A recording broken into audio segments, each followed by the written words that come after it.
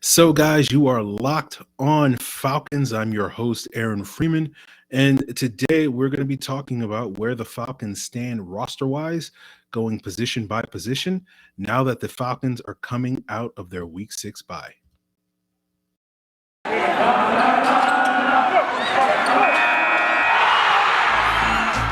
You are Locked On Falcons, your daily Atlanta Falcons podcast. Part of the Locked On Podcast Network, your team every day.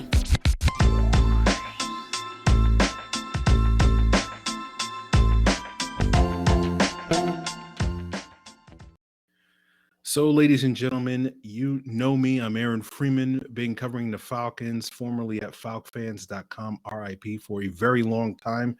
You checked me out on Twitter at FalcFans and writing up written content over at the Falcoholic, the SB Nation website for the Atlanta Falcons. And of course, the host of this illustrious Locked On Falcons podcast, your daily Atlanta Falcons podcast, right here on the Locked On Podcast Network, your team every day.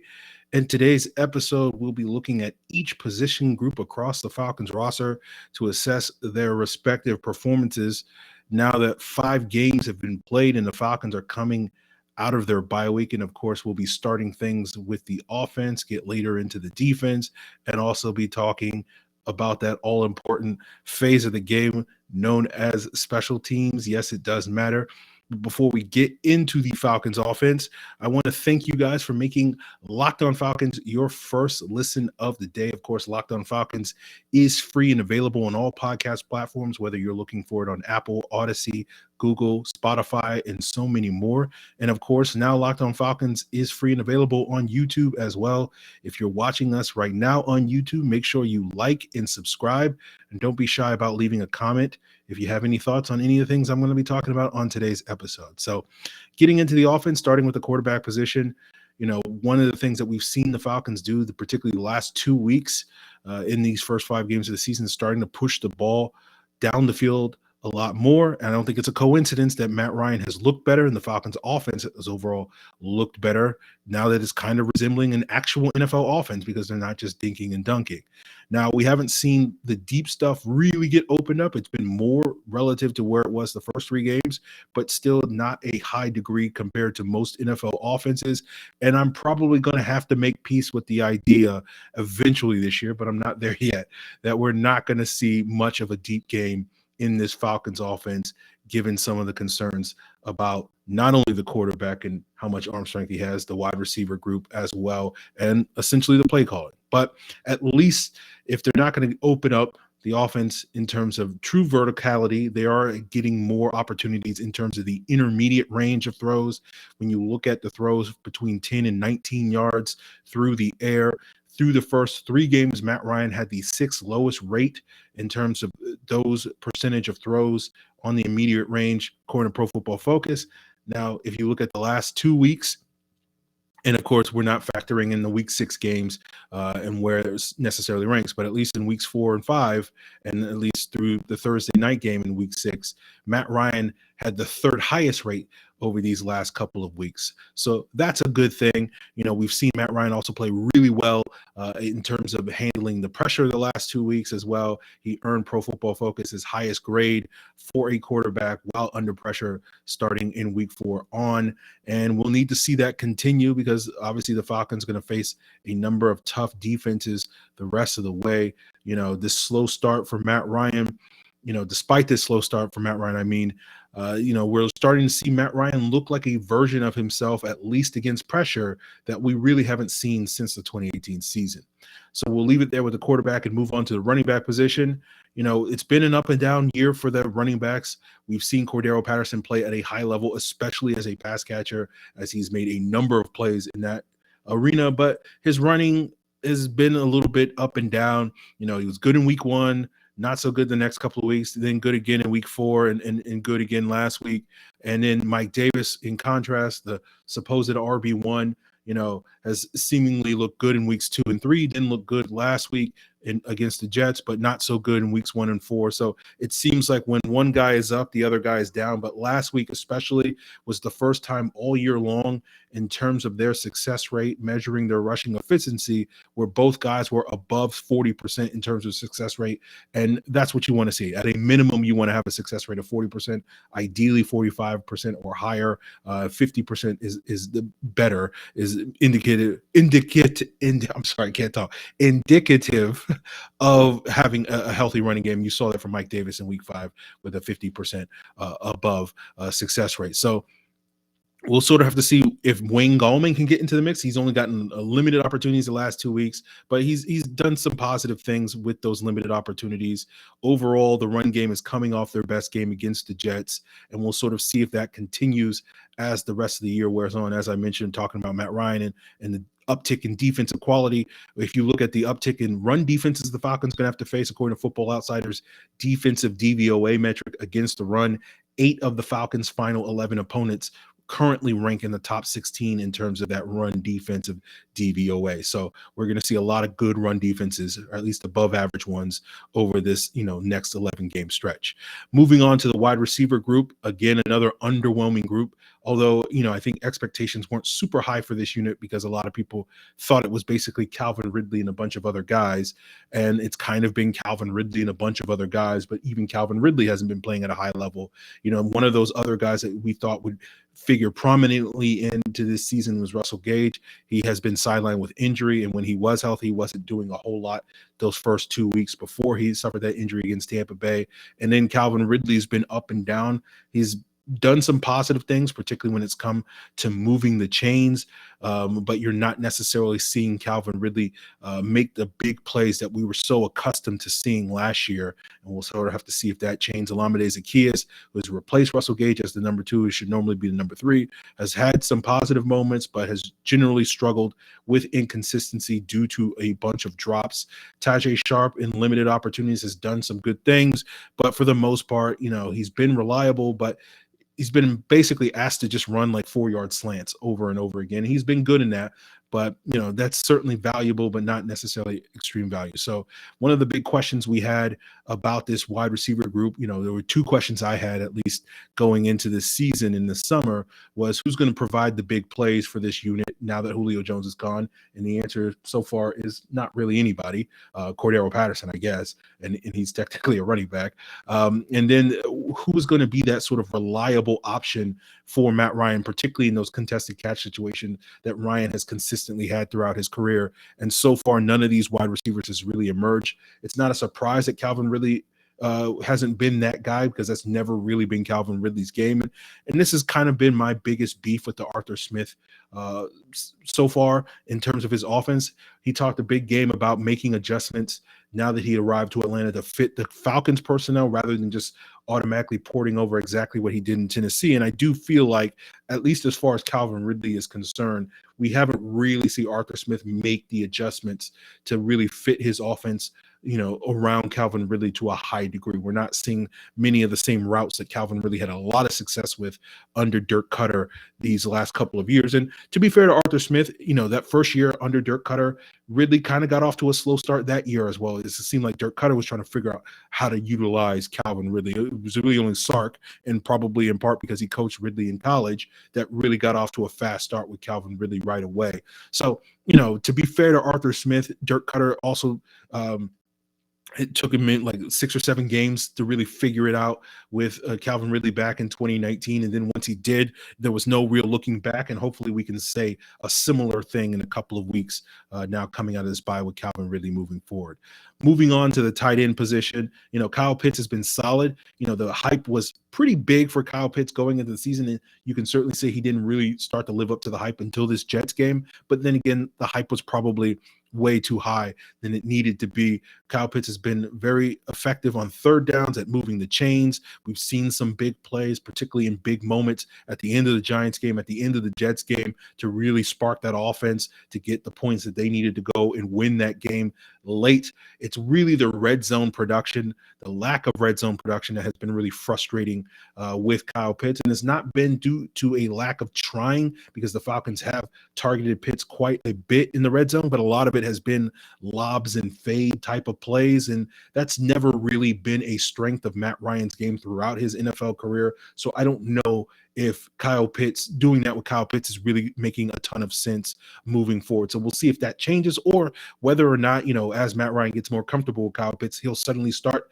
being better at those lobs and fades simply because of Pitts' skill there. The other tight end, Hayden Hurst, has been asked to block a little bit more than he's probably used to. It hasn't been that effective in that role, but when he's been targeted, which hasn't been that often, he's been pretty money, particularly on third and shorts. He's been a reliable set of hands for the Falcons this year, one of the few receivers that isn't necessarily struggling with drops among these two position groups at the tight end and wide receiver position. But you would like to see Hurst be a bigger part of the passing game, in large part due to the struggles and inconsistency of the wide receiver group. So hopefully we can see that moving forward. Lee Smith has been solid as a blocking tight end for the Falcons. It hasn't been perfect, but he's been solid as of late for the most part. We've also seen Felipe Franks get some reps at this tight end position, and I haven't necessarily been a huge fan of that, although when I think back to that Giants game, the one rep that I recall seeing Franks as a blocker, he did a pretty decent job as a blocker, but this is, to me, is an experiment that I'm not necessarily a huge fan of in principle. I feel like if you want to get a fourth tight end, go get a fourth tight end rather than trying to convert Felipe Franks to that position in the middle of the season. This is something that you can continue and tinker with in the offseason, but if you need a body at that position, then go get a body. Moving on to the offensive line, we've seen this offensive line show progress this year, but it's very much a work in progress. But in general, this unit has been trending upwards over the course of the season. The blocking has been inconsistent and hit and miss, but given how low they started out in that week one game, it has definitely improved over the last couple of weeks. And the week one performance, the poor play of the offensive line really seemed to break the Falcons offense. And then it took kind of 2 weeks for Matt Ryan to build up enough trust in that unit, despite playing better over those next couple of games, before he was basically not afraid to just check the ball down every single time, which is sort of the story of those weeks 2 and 3 games. And we've seen that confidence grow in the last couple of games, as I mentioned earlier, with the Falcons, being willing to throw the ball a lot more over the intermediate part of the field and occasionally down the field. So that's a positive sign. Hopefully we can see that continue. But really the issue with the offensive line is getting more consistency from that unit. I thought in pass protection, they did really well against Washington in week 4.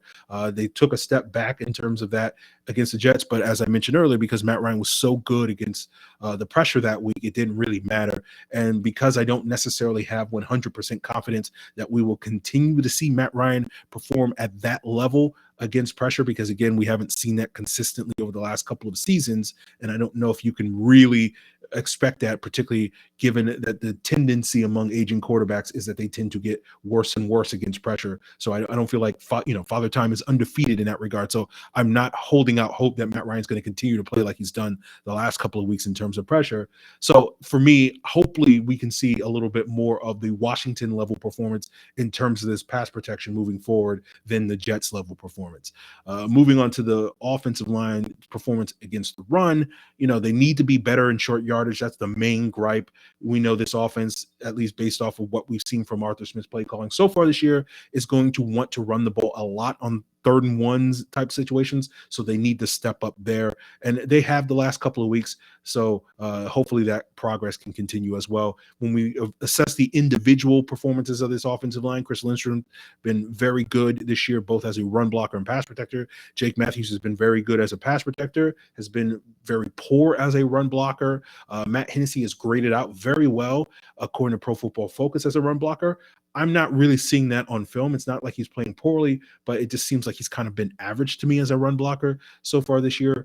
You look at Jalen Mayfield, had a very rough start this year, has shown some progress since then, has been better, has done more good as a run blocker than a pass protector, but is still inconsistent in both arenas, particularly pass protection. Caleb McGarry has been up and down as a run blocker, although it's probably more down than up. as a run blocker, and he's had some positive performances in pass protection where he was basically able to marginalize players like Shaq Barrett and Chase Young, but you've also seen him struggle against those Eagles pass rushers as well as Azeez Ojulari in that week 3 game. So really the main issue with Kaleb McGary has been consistency, and that's really the story of the offensive line. We just need to get that unit more consistent, and the hope is that the more that these guys play together, we will see more consistency show. And again, as I mentioned earlier, that trend line is moving in the positive, in the up direction. So that's a positive for this unit moving forward. So that's where we'll leave it in terms of breaking down the Falcons offense, and we'll discuss this Falcons defense moving forward on today's Locked On Falcons and see if there's maybe a little bit more consistency on that side of the ball. But before we get there, guys, I want to thank you for making Locked On Falcons your first listen of the day. I hope you guys enjoyed your Falcons free Sunday of football, and you guys can catch up on all the things that happened on the Locked On NFL podcast, which is free and available on all podcast platforms as well as YouTube. Locked On NFL every Monday is recapping the biggest stories and headlines from Sunday's slate of games. So go check out Locked On NFL. So, guys, does this sound familiar? You've got that one device that lets you catch the game live, another that lets you stream your favorite shows, and you're watching sports highlights on your phone, and you've got your father's brothers, nephews, cousins, former roommate Deborah's login for your preferred streaming service. Well, I want to tell you about a simple way that you can get all the entertainment that you love without any of the hassle, and a great way to finally get your TV together. It's called DirecTV Stream, and it brings you live TV and on-demand favorites together like never before, so you can watch your favorite sports, movies, shows, all in one place. That means no more juggling remotes, no need to buy another device ever again. And the best part, besides not having to borrow Deborah's login anymore, there's no annual contract. So get rid of the clutter and the confusion and get your TV together with DirecTV Stream. You can learn more about DirecTV Stream by heading over to directv.com. That's directv.com. Compatible device required. Content varies by package. So looking at the Falcons defense, starting with the interior defensive line, Grady Jarrett has been very good. But if you listen to Friday's episode, we also discussed that Grady Jarrett hasn't been as good as we've seen, particularly the last 3 seasons to start out this year. So hopefully he can sort of get back to his 2018, 2019, 2020 form in the last 11 games of this season. But outside him, looking at this interior defensive line group, it's been somewhere ranging from underwhelming to meh. And so the run defense hasn't been great. It hasn't been terrible. It's probably been one of the more consistently graded units that I've had so far this season. We'll talk more about the grades later in today's episode, but basically they've been getting a C+, a C, or a C- in terms of the run defense every single week in my grades on the rapid reaction episodes. Hopefully we get to see an expanded role for Mike Pennell, who's brought up from the practice squad, and we don't see a situation if and when Marlon Davidson comes back from his injury that Mike Pennell is going to suddenly have his snap count reduced or wind up going back to the practice squad, and hopefully that will provide that boost to the run defense. But the rest of this unit, whether we're talking about Jonathan Ballard or Taquan Graham or Tyler Davison, have been, a whole lot of meh. They're not guys that are going to make a ton of impact plays. You're not going to see tackles for losses and sacks and pressures from those guys. They're just sort of rotational guys that can do their job, and they've been doing it functionally well, but nothing that's really stood out. Now, moving on to the edge group, we've seen a resurgence from Dante Fowler. He's certainly doing a lot more this year than he was a year ago, so he certainly has improved. He's not necessarily getting the consistent pressure that you're looking for, snap to snap, series to series, game to game in that. But at this point in time, I don't think anybody's really holding their breath that Dante Fowler is going to be that top end pass rusher that you have those expectations for, despite his impressive sack numbers in 2019. He's never really been that type of guy that can sort of carry a pass rush. Even when you go back to his Saxonville days with the Jaguars, he was usually the 4th or 5th best guy on that front. We've seen from some of the young guys like Adi Ogundeji, he's done some positive things. We talked about him quite a bit on Friday. We talked about Jacob Tuioti-Mariner on Friday as well. So go check out that episode if you haven't. And though, JTM has done a lot of things purely by his high motor. The other edge, the starting edge, Stephen Means, has been underwhelming. But he is coming off his best game against the Jets, so that's fair to point out with him.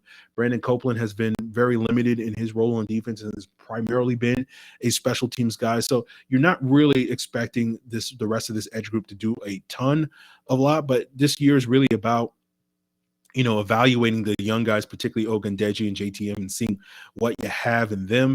And then probably in all likelihood, you're going to probably go out there and start over at this edge rusher group, depending on sort of how much investment you need to make in that unit based off of how those guys perform, as well as what, Dante Fowler does the rest of this year. Moving on to the linebacker group, there have been some positives from Deion Jones and Foye Oluokun, your two starting guys. But again, like a lot of other position groups we've talked about already today, it's a lot of inconsistency. I thought Deion Jones played really well against the Giants, not so much in the game since then. Oluokun, I feel like, is trending upwards slowly, not necessarily having the high impact performances this year like we saw at times last year. So we'll see if that can pick up, in the last 2/3 of this upcoming season. Michael Walker has had some positive moments despite very limited action. And I also noticed some times where there have seemed to be some mental errors, and I do wonder if that's related to why the team hasn't felt as compelled to get him into the mix in terms of, spelling guys like Jones and Oluokun and maybe getting even Walker some reps as an outside linebacker as well to take advantage of his coverage ability. But we'll sort of see if that changes again in this sort of back 2/3 of the season. One of the things I've noticed as well is that they're not blitzing Jones and Oluokun as much these last couple of games as they did the first 2 weeks of the season. Now, I haven't really fully charted the defense. I'm hopefully going to be done by Tuesday or Wednesday. And so I wonder if some of that is maybe tied to some schematic things that they did the first couple of weeks and haven't been doing as much the last couple of weeks, or if that's just another choice that they have made. So hopefully I'll be able to shed some light on that later this week once I've gone through the film. Let's move on to the cornerback position. A.J. Terrell has been outstanding this year. Fabian Moreau has been much maligned. I don't think he's been as bad as his reputation has suggested, but I think a lot of the struggles have been related to penalties. He's gotten 5 in the last 3 games, so that needs to stop. He needs to be more consistent. I think he's been generally done a good job in run support. He's missed some tackles from here or there, but there's been more good than bad, I think, in run support. But obviously the coverage is really where he needs to be better at. He has been inconsistent there, to say the least. I don't think he's been as bad, as I said earlier, as his Pro Football Focus grades seem to suggest. He currently ranks 112th out of 121 going into this weekend's set of games. And my perception, if I could put a ballpark figure on it, my perception of his play, I would imagine instead of being 112th, he would probably be somewhere in the 80s. So that's not a great ranking, but that's, decent for a top 3 corner in this league. So, when you look at A.J. Terrell's ranking, no concerns there. He's ranked 23rd currently. If you looked at Isaiah Oliver's rankings before his injury, he was 15th. So, filling those shoes is going to be a big part now that Oliver's out for the season with a knee injury. And I think that's going to be a big part of this cornerback room, whether we see more of Richie Grant, who's coming off a pretty solid game against the Jets, not great, but solid, or is it more of Avery Williams or Darren Hall down the stretch, whether one of these 3 guys can really emerge as a potential long-term option at that nickel cornerback position. I think it's going to be an important thing to discover this year. But, as we've seen across several other positions on this defense, this year at the cornerback group is going to be primarily an evaluation and development year. Moving on to the safety group, I thought Eric Harris left a lot to be desired in those first 2 games, but then played really well against Washington, if you can forgive the multiple dropped interceptions in that game. Deron Harmon hasn't been great this year, but is certainly coming off what his worst game was against the Jets, and that was certainly reflected in his PFF grade. Jalen Hawkins did a solid job against the Jets, has been generally solid in his limited opportunities.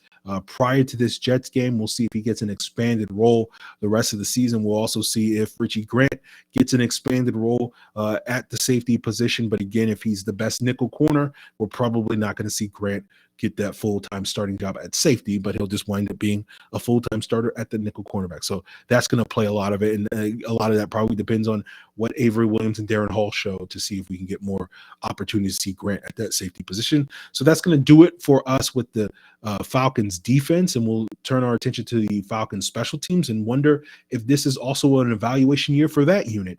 And we'll look back as well at the grades that I've handed out for the various phases of the games, the pass offense, the rush offense, the pass defense, the rush defense, as well as that special teams unit through the first 5 weeks. And before we get there, guys, I want to once again thank you for making Locked On Falcons your first listen, but I have another recommendation for your second listen. That is none other than the Locked On Braves podcast, so that you can follow along with the Atlanta Braves in their bid to win the National League. Locked On Braves, of course, can be found on Odyssey or wherever you get your podcasts.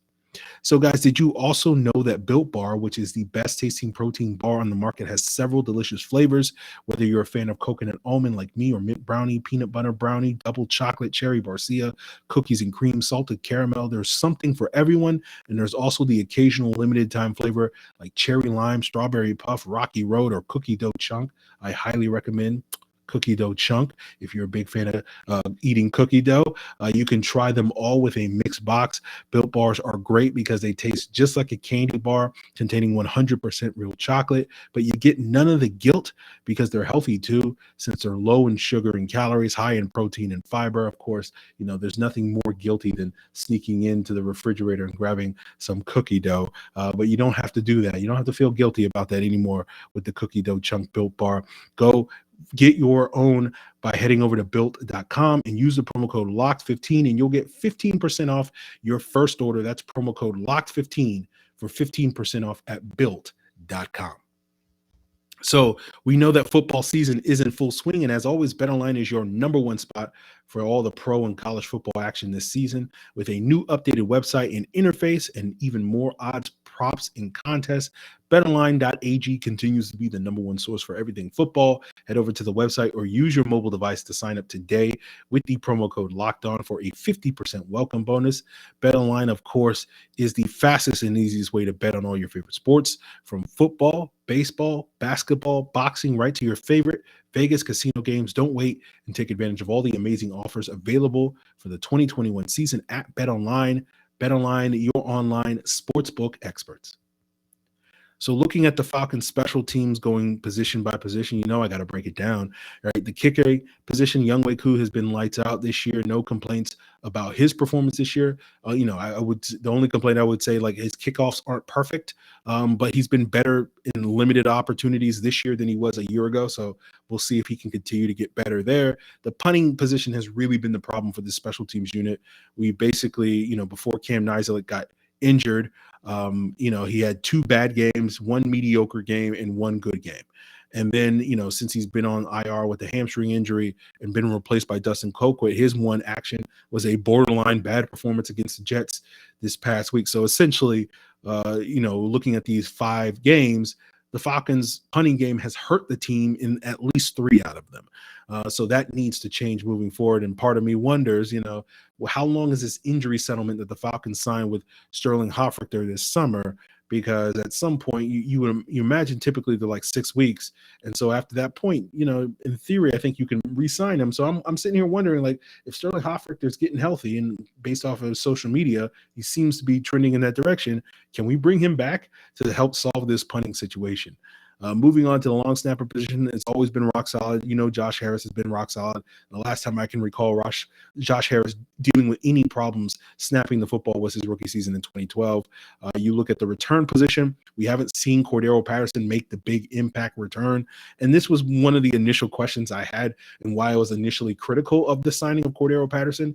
Not because he's not a valuable kickoff returner, but you do wonder, are you paying $3 million to get a guy that's only going to touch the ball, less than 30 times a year in terms of his kickoff value? And right now, based off of how many opportunities he's had in the first 5 games, he's basically on pace to get 27 kickoff returns this year, and wonder if that's enough, if that's worth $3 million. Now, fortunately, that statement has been proven wrong by how valuable Cordero Patterson has been to the Falcons offense. So you're not worried about him only getting 27 touches as a kickoff returner. And the good thing about being a return specialist is you only need one, right? If he only returns 27 kickoffs and he fails on 26 of them, but, succeeds and takes one to the house, no one's going to complain about the other 26 failures, right? You can have, a 4% hit rate on kickoff returns and be considered very good at your job. And we know Cordero Patterson, based off his body of work, is very good at his job.